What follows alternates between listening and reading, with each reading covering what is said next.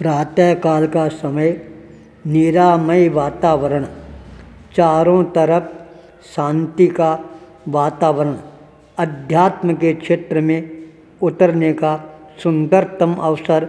हाथ में माला लेकर मैं अपने आप को आत्म केंद्रित बनाने की ओर अग्रसर बनाना प्रारंभ कर देता हूँ। मंत्र शक्ति का धीरे धीरे मेरे भीतर में अपने आप ही अवतरण होना प्रारंभ होता है। इतने में ही पैरों की आवाज़ कानों में गुंजायमान होती है।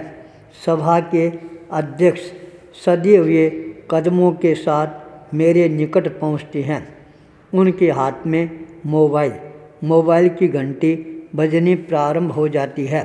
उसी के साथ में संदेश है, वह मेरे सामने अपने आप ही चमकना प्रारंभ हो जाता है।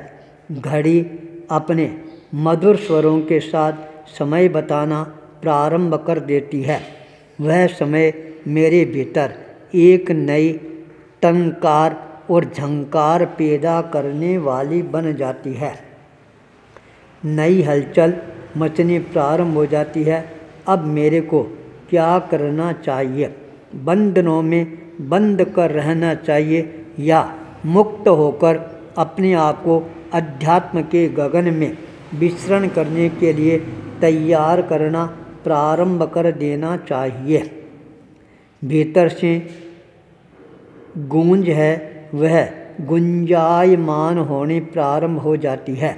हाथ में कलम आती है उत्तर वापस देने के लिए, पर उसी समय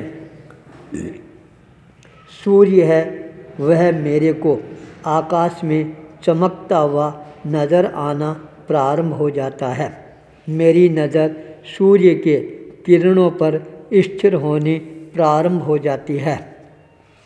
अनुभव का स्रोत है, वह मेरे को नई प्रेरणा प्रदान करने वाला बन जाता है।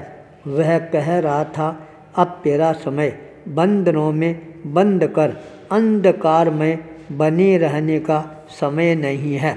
अब अज्ञान रूपी बादलों को चीर कर ज्ञान रूपी सूर्य का प्रकटीकरण करने का समय आ गया है। तत्काल मेरी आँखों पर मेरे पास में रखा हुआ चश्मा नज़र आता है। वह चश्मा केवल बाहर की आँखें ही नहीं, मेरे भीतर की आँखें खोलने वाली बन जाती है। वह समय 1 जनवरी 2016 गंगापुर की पावन धरा महाराणा प्रताप का स्मरण अपने आप ही स्मृति पटल पर उभर कर सामने आना प्रारंभ हो जाता है, जिन्होंने वीरता का इतिहास अपने जीवन में लिखा था। आचार्य भिक्षु को नमन करने के साथ मैं इस संकल्प शक्ति को जागृत करना प्रारंभ कर देता हूँ। गुरुदेव तुलसी, आपने मेरे को एकांत साधना की प्रेरणा प्रदान की थी। उस समय आपका जो आशीर्वाद है, वह मेरे मन को विचलित करने वाला बनता जा रहा था। क्यों? एकांत साधना की क्या अपेक्षा है? पर आज आपका आशीर्वाद है, वह मेरे को सार्थकता प्रदान करता हुआ नज़र आना प्रारंभ हो जाता है। मैंने अपने मन को संकल्पवान बना लिया। अब बंधनों से मुक्त होकर साधना के सुरम्य वातावरण की ओर अपने आप को गतिशील बनाने का संकल्प अभिव्यक्त करने का समय आ गया है। अब देरी लगाने में कोई सार नहीं है। उसी दिन मेरा पहला उठा कदम वह साधना के पथ को प्रशस्त करता हुआ नज़र आना प्रारंभ हो जाता है। भीलवाड़ा में मुनि श्री सुखलाल जी स्वामी के पावन सानिध्य में रहने का अवसर प्राप्त होता है। लंबा समय मिलता है। अनेकों प्रकार के उनके जीवन के अनुभवों को भी आत्मसात करने का प्रयास करना प्रारंभ करता हूँ। उन्होंने अपने जीवन के बहुत सारे अनछुए संस्मरण हैं मेरे को सुनाए थे। मैं उन संस्मरणों को सुनकर आश्चर्यचकित रह जाता था। बड़े साधक व्यक्ति के जीवन में ऐसी घटनाएं भी घट सकती है क्या? पर जो घटनाएं घटी है और घटनाओं के पीछे इस जन्म के नहीं पिछले जन्म के संस्कार भी हमेशा साथ में जुड़े हुए रहते हैं, जिसके कारण जो हम सोचते नहीं हैं वह घटनाएं अपने आप ही हमारे जीवन में घटनी प्रारंभ हो जाती है। उनके जीवन के घटना प्रसंगों को सुनकर मेरा मन और ज़्यादा प्रभावित होना प्रारंभ हो जाता है। मैं अपने आप को भाव विभोर बनाना प्रारंभ कर देता हूँ। साधना के पथ पर आगे बढ़ने के लिए मुनि श्री सुखलाली स्वामी का वह पावन सानिध्य वास्तव में ही मेरे जीवन में अंतर की आँखों को खोलने वाला समय बनता जा रहा था।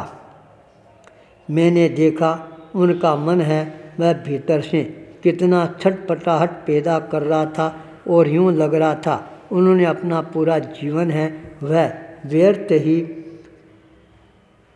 बिता दिया है। उनका जीवन अब भी मेरे को व्यर्थ ही निकलता जा रहा लग रहा है।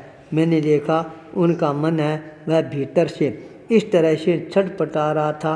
अपने जीवन का उन्होंने कोई लाभ नहीं उठाया है। उनके मन में जो मलाल है वह मेरे को भीतर से कचोटना प्रारंभ कर देता है।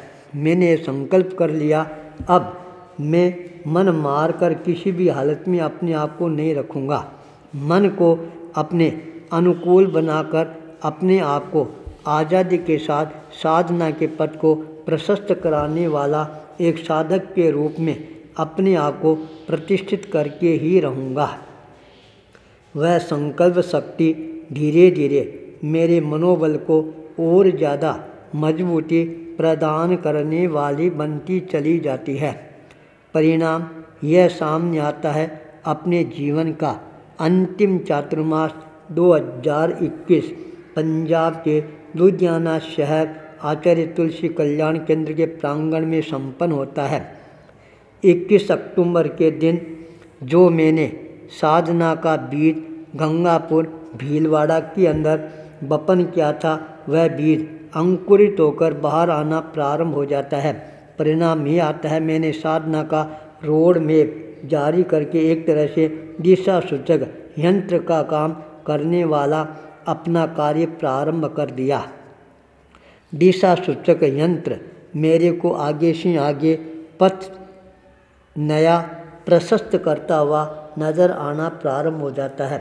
मैं अपने संकल्प को साकार रूप प्रदान करता हुआ 27 जनवरी को आत्मचिंतन की अवस्था में अपने आप को अवस्थित करने के साथ सबसे पहले बीतराग भगवान, उसके पश्चात दादा गुरु जिंदत सुरु श्रीमद जयाचार्य आचार्य भिक्षु और आचार्य तुलसी का स्मरण करते हुए अपने आप को साधना के लिए हमेशा हमेशा के लिए समर्पित करता हुआ अपने चरणों को साधना के पथ की ओर गतिशील बनाना प्रारंभ कर देता हूँ। मेरे चरण जब साधना के पथ पर गतिशील होने प्रारंभ हो जाते हैं उस समय 2-4 व्यक्ति ही वहाँ पर थे। आश्चर्यचकित रह जाती हैं ये क्या हो रहा है, बिना बताए बिना कुछ कारण आज साधना के पथ पर आगे कैसे बढ़ रही हैं। देखने वाले देखते रह जाते हैं। मेरे चरण अविराम रूप से गतिशील बनने प्रारंभ हो जाते हैं। मेरे चरण धीरे धीरे मेवाड़ की धरा की ओर मेरे को आकर्षित करना प्रारंभ कर देती हैं।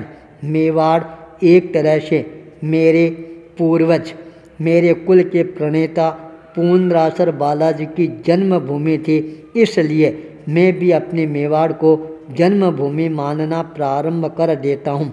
इसलिए संकल्प कर लिया मेवाड़ की धरा पर ही साधना प्रारंभ करनी है। यही संकल्प मेरे को मेवाड़ की धरा की ओर अग्रसर करना प्रारंभ कर देती है। 29 जनवरी का जब दिन आता है और मैं अपने आप को साधना के लिए हमेशा हमेशा के लिए समर्पित करना प्रारंभ कर देता हूँ। सूर्य की प्रथम किरण मेरी साधना की एक तरह से निशानी के रूप में हमेशा हमेशा के लिए मेरे जीवन में अंकित होने प्रारंभ हो जाती है। मेरे कानों में एक ही स्वर है, वह मेरे को गुंजायमान आता है, साधना साधना साधना। आचार्य भूपेंद्र।